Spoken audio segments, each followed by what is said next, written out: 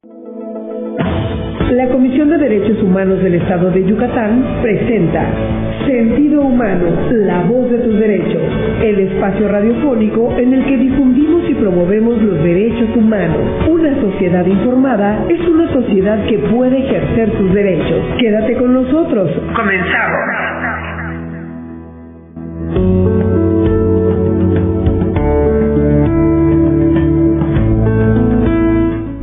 Hola, ¿qué tal? Muy buenos días. Gracias por estar con nosotras. Esto es Sentido Humano, la voz de tus derechos.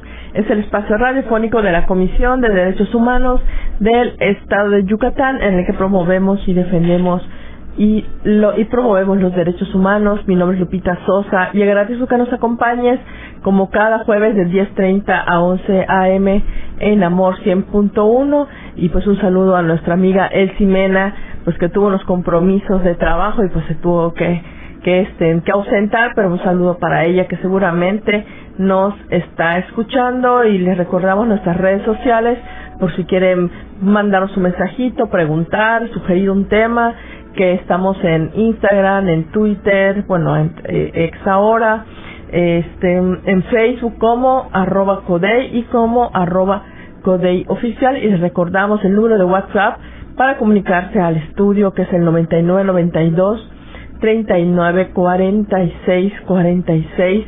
Y pues hoy tenemos a unas personas invitadas que han estado con nosotros. Seguramente se acordará usted de ellos y de ellas.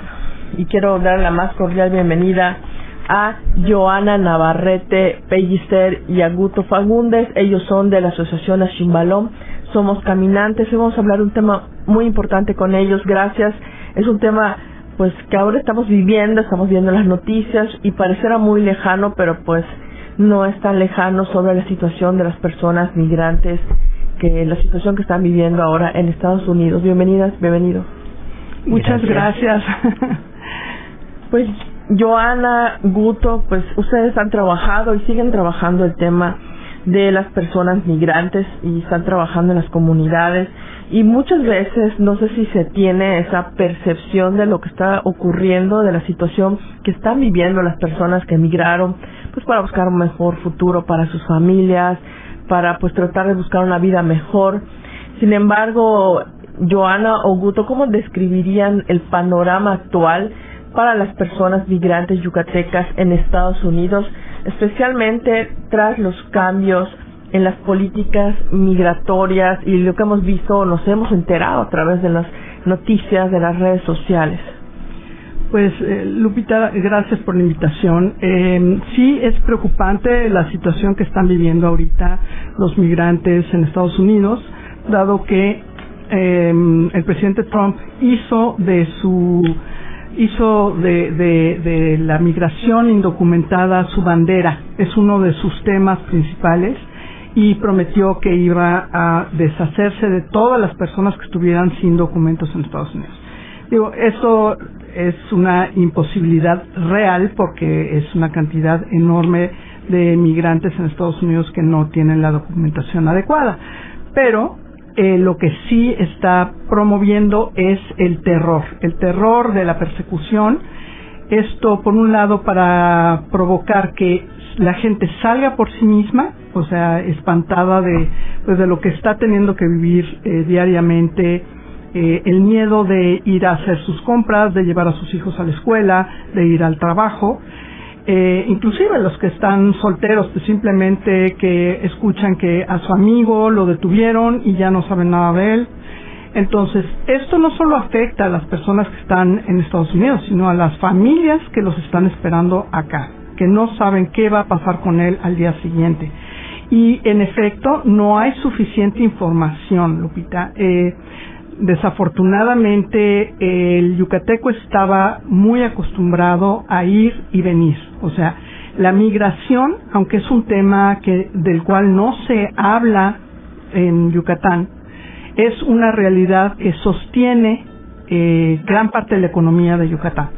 Las remesas que mandan los yucatecos que se van a trabajar para allá y viven allá, y sosteniendo a sus familias por acá. Entonces, aunque es un tema que no se habla, es algo que tú puedes ver en todas las comunidades, en particular en el sur del estado. Es increíble. Cada familia tiene algún pariente migrante, un hijo, un esposo, un hermano, un primo, que están allá.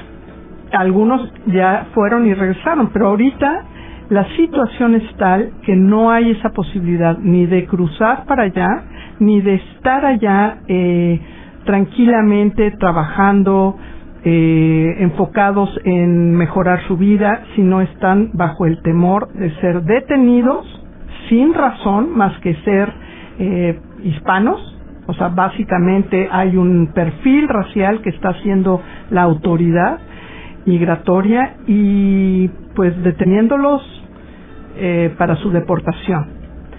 Esto es bien importante saber que hay, en particular ahorita se ha sabido de muchos casos en California, donde han detenido inclusive a ciudadanos estadounidenses simplemente porque dicen se ve mexicano y seguramente no tiene documentos. Entonces, si pueden detener a, bueno, lo vieron seguramente en los medios de comunicación, que detuvieron hasta un senador y lo tumbaron al piso, lo arrestaron, etcétera, por hablar en contra de lo que se estaba haciendo por parte de las autoridades migratorias a los migrantes.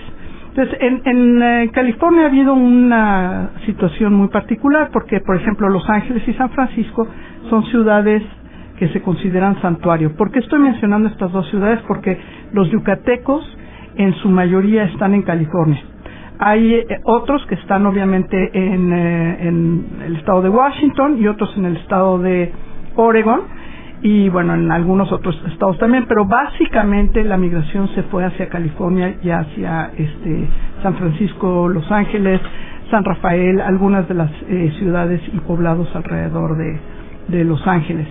Entonces ahí se consideraba que eran ciudades santuario. ¿Qué quiere decir eso?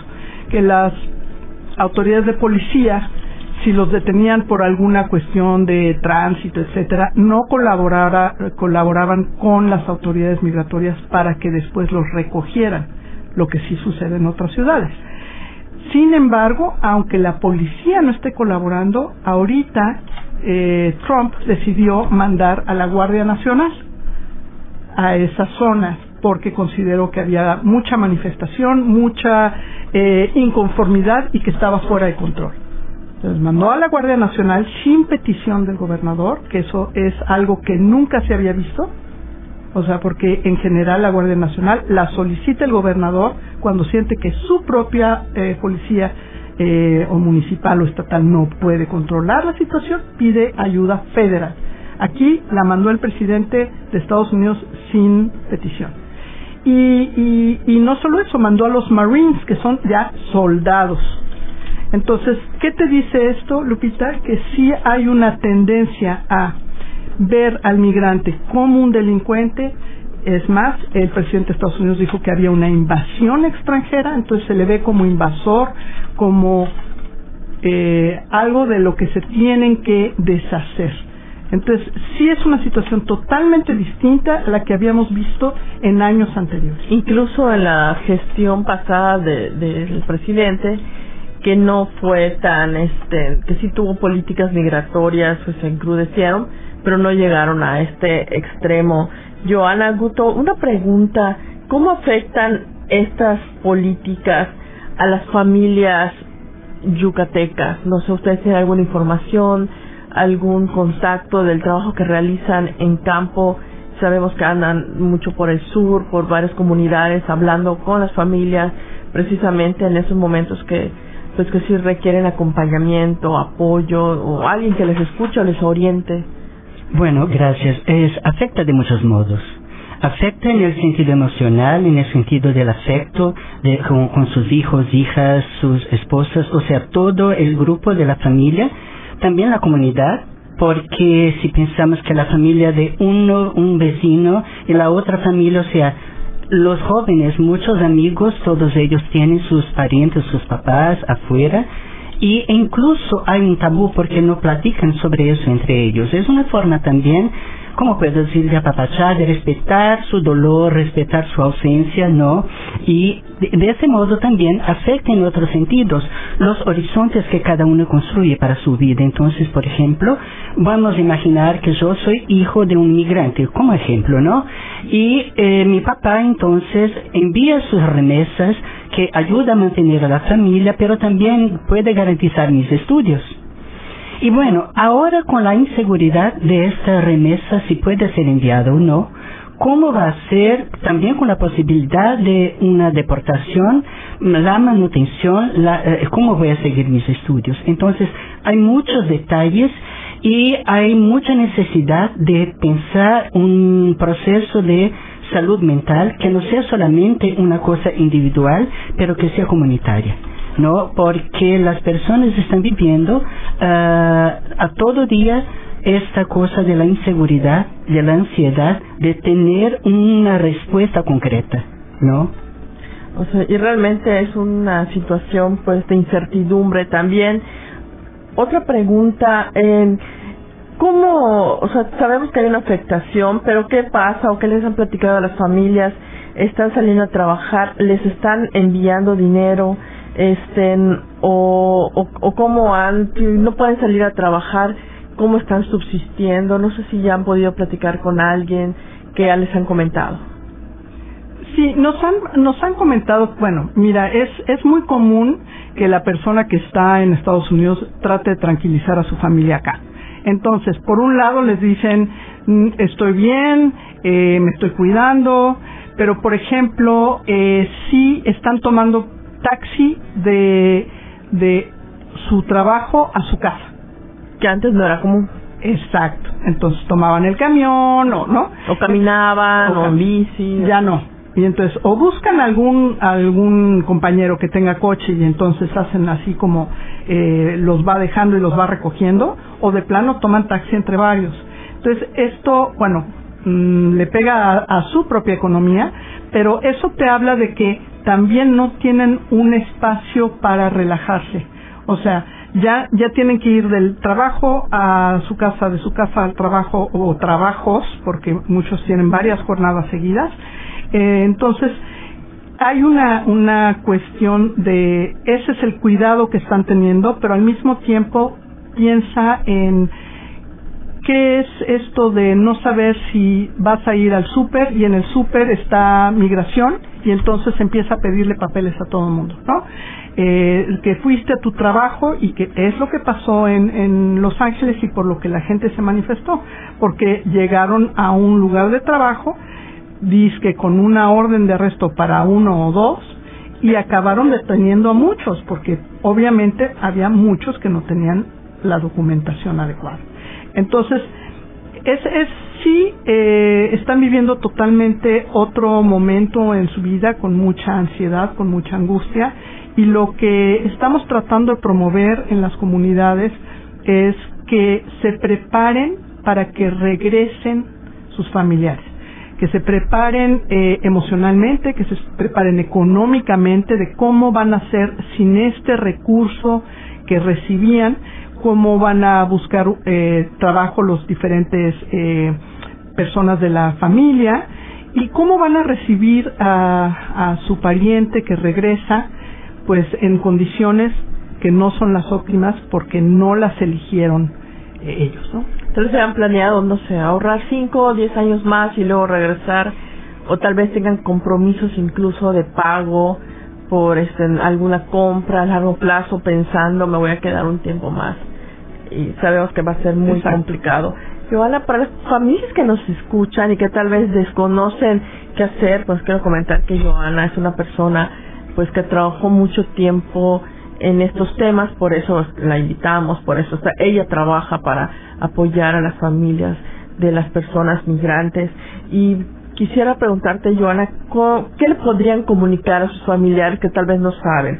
Por ejemplo, si los encuentra a la autoridad migratoria, ¿qué debe hacer una persona cuando la encuentra? ¿Qué es lo mejor para ellos? Pues mira, antes que nada decirles, se pueden preparar a no ser detenidos, o sea, o a preparar antes de ser detenidos, y eso es algo muy sencillo. Es aprenderse un teléfono de memoria, porque acuérdate que ahora con los celulares nadie sabe ningún teléfono de memoria, ¿no? Entonces, aprenderse el teléfono de memoria de alguien de su absoluta confianza, que pueda saber dónde está el dinero extra que tienen guardadito, o dejarle a esa misma persona firmado para que pueda ir con el patrón a cobrar su salario de la semana o del mes, y esa persona que pueda recibir su llamada en un momento de emergencia para conseguirle un abogado. ¿Por qué estoy hablando de esto? Porque si es detenido por migración, sí tiene derecho a un abogado, pero no a que se lo ponga el gobierno. Eso es bien diferente a cuando te detienen por un delito, por ejemplo, que hubieras reingresado después de haber sido deportado, y entonces ya es un delito federal que estés en Estados Unidos, y entonces te llevan a una cárcel, no a un centro de detención. Ahí sí tienes el derecho a un abogado gratuito. Pero si nada más es un centro de detención de migración, tú tienes que pagar el abogado. Entonces, una persona de tu confianza que pueda hacer todas esas llamadas, que pueda avisarle a tu familia, que pueda en un momento dado hablarle al consulado y decir está detenido en tal lugar, ¿no? Entonces, eso es de lo primero que les avisaría yo. Tener su número de memoria, y que esa persona tenga firmado, por ejemplo, si tiene hijos, que tenga autorización para recoger a sus hijos en la escuela. Eso no se les ocurre, pero la escuela no le va a soltar a los hijos a cualquier persona. Y por ejemplo, firmado también que puede viajar con sus hijos en caso de ser necesario regresar. Pero sobre todo, si lo detienen, no resistirse y no hablar con la autoridad. Tienen derecho a permanecer callados. Así es, vamos a un corte y regresamos. Estamos platicando con Joana Navarrete, con Guto Fagundes. Ellos son de Ashimbalom, Somos Caminantes. Estamos hablando precisamente sobre el tema migratorio y qué deben hacer y qué no deben hacer las personas que están viviendo una situación complicada ahora en Estados Unidos. Vamos a un corte y regresamos.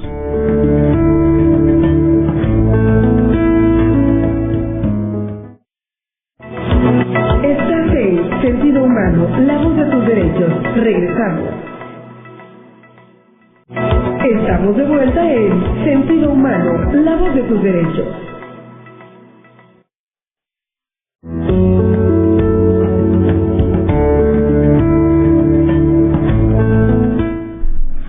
Gracias por continuar con nosotros. Estamos hablando sobre la situación de personas migrantes, que hay muchas personas que viven que son de Yucatán y que viven en Estados Unidos, la mayoría pues en California, en esas zonas. Oregon también están por allá trabajando y tratando de pues sacar adelante a su familia, de buscar un mejor futuro. Van persiguiendo un sueño, el sueño de tener una vida mejor, que creo que es muy válida para todas las personas. Y estamos platicando con Joana Navarrete y con Guto Fagundes de Ashimbalom, Somos Caminantes, de esa situación que están viviendo ahora las personas, y ellos nos están comentando pues qué hacer, qué no hacer, y muchas veces las familias pues también desconocen los procesos o sea, qué deberían hacer, o qué pasa cuando una persona pues es detenida, y qué pasa con ellos. Joana, ¿qué pasa con las personas que son detenidas por alguna autoridad migratoria? Mira, hay dos posibilidades. Una, que esta persona no tenga ningún antecedente de ningún tipo, ni con migración, ni que haya cometido ninguna infracción o delito en el pasado. Entonces, esa persona es detenida y lo llevan a un centro de detención, en el cual tiene derecho a contratar un abogado para que lo defienda, si es que, por ejemplo, está casado con una ciudadana estadounidense o un ciudadano estadounidense, o tiene hijos ciudadanos estadounidenses mayores de 18 años que pudieran solicitarlo. Esas son las dos razones por las que podría quedarse esta persona. Las más sencillas, ¿no? Pero si no tienen ninguna de esas dos posibilidades, entonces definitivamente va a ser deportado. Ahora, también si la persona con la que están casados es residente legal, podría también solicitar permanecer. Sin embargo, ahorita recuerda que estamos hablando de una política anti-inmigrante completamente racista, xenofóbica, o sea, contra el extranjero. Entonces, no están dando facilidades para este proceso de entrada, ¿no? Entonces, si estas personas no tienen esos antecedentes y no están en un proceso ya de ajuste de estatus migratorio, entonces van a ser deportados. ¿Cuánto puede tardar esto? Pues puede tardar varios meses. ¿Por qué? Porque están saturados, ¿no? Las cortes migratorias están saturadas. Ahora, si no tiene ninguna posibilidad de ajustar estatus, o sea, de pelear su caso, esa deportación va a ser un poco más rápida, ¿no? ¿Cómo los pueden encontrar sus familiares en México? ¿Cómo pueden enterarse? Por eso hablamos de aprenderse un número de teléfono de un agente de su confianza que pueda hacer esas notificaciones, que pueda ayudar a la familia, a la misma persona que está detenida, que pueda encargarse de sus cosas, porque pues obviamente va a ser deportado hacia México. Esto, y ese es el primer punto. También algo que sí puede pedir es hablar con su consulado. Entonces, ese número sí se lo pueden aprender de memoria porque hay un departamento de protección en cada consulado que le corresponda a esa área donde viven, pero si no, eso sí se lo deben de otorgar las autoridades. Es una cosa que está en la Convención de Viena, es una convención internacional en donde tienen derecho ellos a solicitar a su consulado. Por otra parte, si tienen antecedentes de algún tipo, Lupita, aquí viene lo grave, ¿sí? Estamos hablando de que desde el 1996 cruzar a Estados Unidos sin documentación es un delito que le llaman allá un delito menor. Eso quiere decir que es castigable con prisión de 0 a 6 meses. En general, si es tu primera vez, no te llevan a la prisión federal, pero lo podrían hacer. Simplemente te llevan a un centro de detención. Pero si tú ya cruzaste alguna vez, fuiste deportado, eso se queda como una marca en ti. Hazte cuenta, como un tatuaje, ya no te lo borras, ¿sí? O sea, ya, ahí está. Entonces, esto se considera, el reingreso indocumentado se considera un delito grave. Y eso te pueden dar entre 6 meses a 1 año de prisión. Ahora, si te deportaron porque cometiste alguna cosa grave como pelearte con alguien a golpes, con la mujer, manejar intoxicado, ese tipo de delitos que en nuestra cultura no se consideran o que están desafortunadamente contemplados como algo más o menos normal, allá no. Digo, no, en ningún momento la violencia es normal, pero digo, culturalmente es una cosa que el mexicano como que asume, ¿no? En Estados Unidos es un delito y es un delito grave. Entonces, si te deportaron después de haberte tenido detenido en la cárcel por algún delito grave, entonces tú estás enfrentando de 2 años, dependiendo de cuál es el delito que tuviste en tu pasado, de 2 años hasta 20 años de prisión federal. Y después te deportan. Ahora, ¿qué pasa con estas personas que deportan porque ya tuvieron antecedentes penales? Esas personas son exactamente las que está hablando el presidente Trump ahorita y diciendo, esas personas indocumentadas que son criminales y no queremos aquí, las están deportando no a su país de origen. La Suprema Corte de Justicia de Estados Unidos ya dio autorización para que se les pueda deportar a un tercer país. Ese tercer país puede ser desde en Asia, en África o en otras partes de Latinoamérica. Pero ya tuvimos el caso en los medios de comunicación de un mexicano que deportaron a África, a Djibouti. Entonces, ¿qué es lo que está pasando? Que ya no es lo que estábamos acostumbrados a ver, la deportación a mi país. Entonces, todo eso depende de cuáles son los antecedentes en tu pasado. Pero entre que son peras y son manzanas, hay que cuidar no ser detenido. Y para eso, evitar manejar intoxicado, evitar estar en lugares públicos donde pueda haber problemas, evitar pelearse con la pareja, o reprimir a los niños con violencia. Eso nunca debe de suceder. Pero acuérdense que los vecinos, ahorita hay un ambiente anti-inmigrante y los vecinos pueden llamar a las autoridades. Entonces, más que nada, mantener mucha prudencia, cautela, y ya saben, si llegaran a ser detenidos, pasen el mensaje a sus familiares, si nos están escuchando aquí, a sus familiares que están en Estados Unidos. Si son detenidos, no hablar con la autoridad. Tienen derecho a permanecer callados y sobre todo evitar correr, tratar de resistir, eso, nada de eso, por favor. Esos son dos mensajes muy importantes. Así es, comuníqueselo a usted que ya lo escuchó, que estos mensajes son importantes para que puedan, pues, estar en más seguridad, porque pues hay situaciones que no van a poder evitar, pero sí pueden enfrentar preparadas y preparados. Y tal vez usted se pregunte, pero ¿por qué la CODEI está hablando de migración si acá pues ni parece que hubiera tantas personas migrantes? Quiero comentarles que los últimos datos proporcionados por Indemaya, de acuerdo a una nota periodística, habla de 180 a 250,000 personas que son yucatecas que están viviendo y pues generalmente trabajando en Estados Unidos.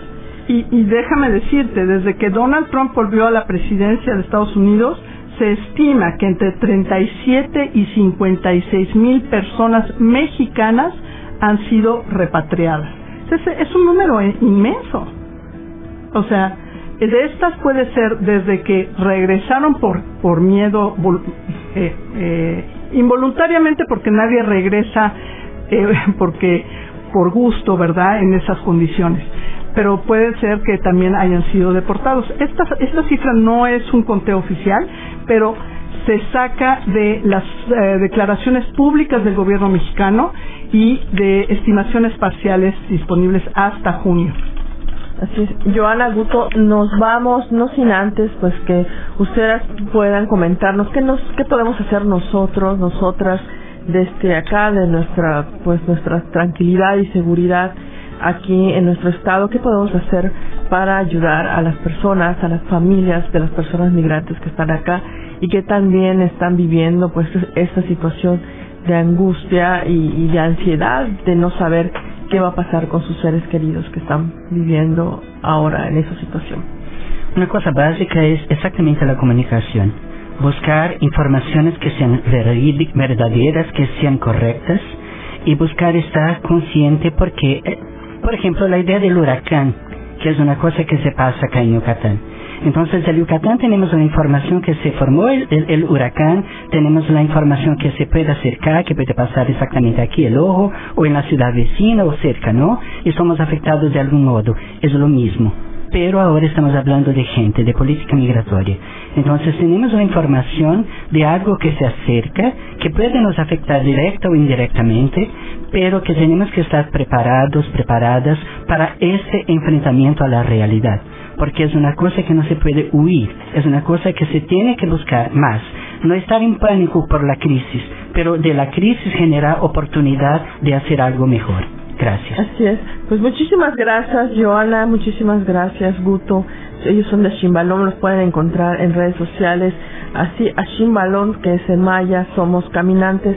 Gracias por esta información. Gracias. Seguramente les servirá a las personas. Gracias a la CODEI. Gracias a Grupo CIPSA y gracias también a Ariel de Coser por hacer este programa posible. Si tienen una duda o una queja, pueden llamarnos o comunicarnos a través de las redes sociales. Y les esperamos el próximo jueves. Esto fue Sentido Humano, la voz de tus derechos.